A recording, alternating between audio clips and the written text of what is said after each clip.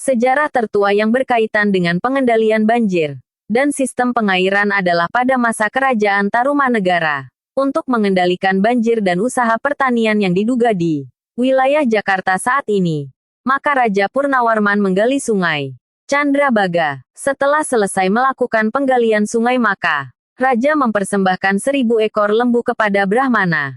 Berkat sungai itulah penduduk Tarumanegara menjadi makmur. Siapakah Raja Purnawarman itu? Purnawarman adalah raja terkenal dari Tarumanegara. Perlu kamu pahami bahwa setelah kerajaan Kutai berkembang di Kalimantan Timur, di Jawa bagian barat muncul kerajaan Tarumanegara. Kerajaan ini terletak tidak jauh dari pantai utara Jawa bagian barat. Berdasarkan prasasti-prasasti yang ditemukan, letak pusat kerajaan Tarumanegara diperkirakan berada di antara sungai Citarum dan Cisadane. Kalau mengingat namanya Tarumanegara, dan kata Taruma mungkin berkaitan dengan kata Tarum yang artinya nila. Kata Tarum dipakai sebagai nama sebuah sungai di Jawa Barat, yakni Sungai Citarum. Mungkin juga letak Tarumanegara dekat dengan aliran Sungai Citarum. Kemudian berdasarkan prasasti Tugu Purbacaraka memperkirakan pusat kerajaan Tarumanegara ada di daerah Bekasi. Sumber sejarah Tarumanegara yang utama adalah beberapa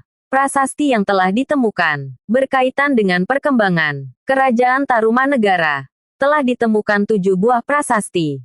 Prasasti-prasasti itu berhuruf Palawa dan berbahasa Sanskerta. Prasasti itu adalah: pertama, Prasasti Tugu. Inskripsi yang dikeluarkan oleh Purnawarman ini ditemukan di Kampung Batu Tumbuh, Desa Tugu, dekat Tanjung Priok, Jakarta.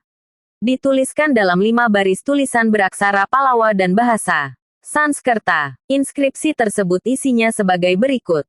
Dulu kali yang bernama Candrabaga telah digali oleh Maharaja yang mulia dan mempunyai lengan kencang dan kuat, yakni Raja Purnawarman, untuk mengalirkannya ke laut.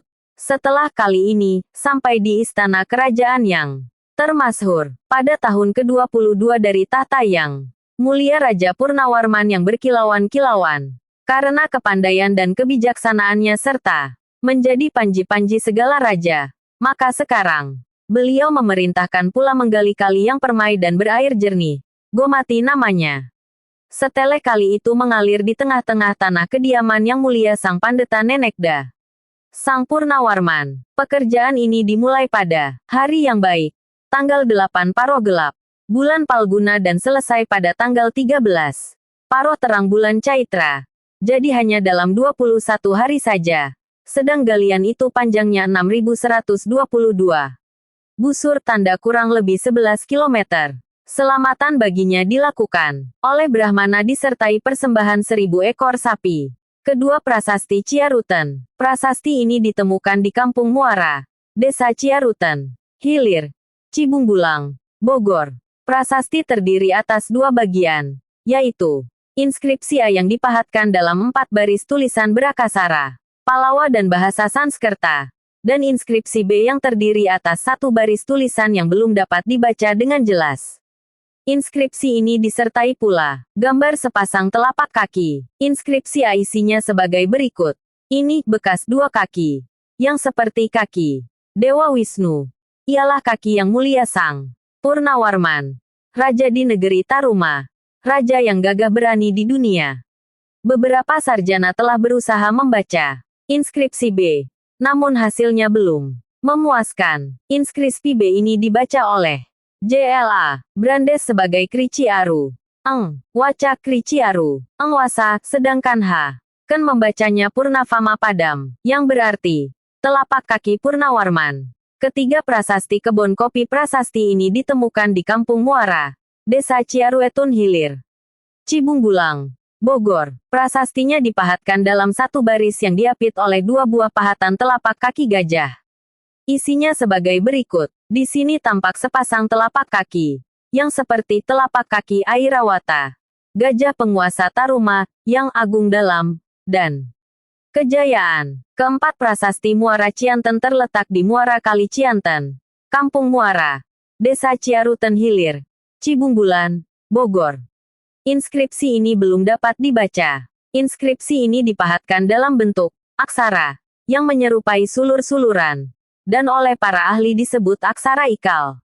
Kelima, prasasti Jambu Pasir Koleangkak terletak di sebuah bukit pasir Koleangkak, Desa Parakan Muncang, Nanggung, Bogor. Inskripsinya dituliskan dalam 2 baris tulisan dengan aksara Palawa dan bahasa Sansekerta. Isinya sebagai berikut: gagah, mengagumkan dan jujur terhadap tugasnya, adalah pemimpin manusia yang tiada taranya, yang termasyhur Sri Purnawarman, yang sekali waktu memerintah di Tarumanegara dan yang baju zirahnya yang terkenal tiada dapat ditembus senjata musuh. Ini adalah sepasang telapak kakinya, yang senantiasa berhasil menggempur musuh. Hormat kepada para pangeran, tetapi merupakan duri dalam daging musuh-musuhnya. Keenam, prasasti Cidang Hiang Lebak terletak di tepi kali Cidang Hiang, Desa Lebak, Munjul, Banten Selatan. Dituliskan dalam 2 baris tulisan beraksara Palawa dan bahasa Sanskerta. Isinya sebagai berikut: inilah tanda keperwiraan, keagungan, dan keberanian yang sesungguhnya dari Raja Dunia, Yang Mulia Purnwarman, yang menjadi panji sekalian raja-raja. Ketujuh, prasasti Pasir Awi. Inskripsi ini terdapat di sebuah bukit bernama Pasir Awi, di kawasan perbukitan Desa Sukamakmur, Jonggol, Bogor. Inskripsi prasasti ini tidak dapat dibaca karena inskripsi ini lebih berupa gambar piktograf daripada tulisan. Di bagian atas inskripsi terdapat sepasang telapak kaki.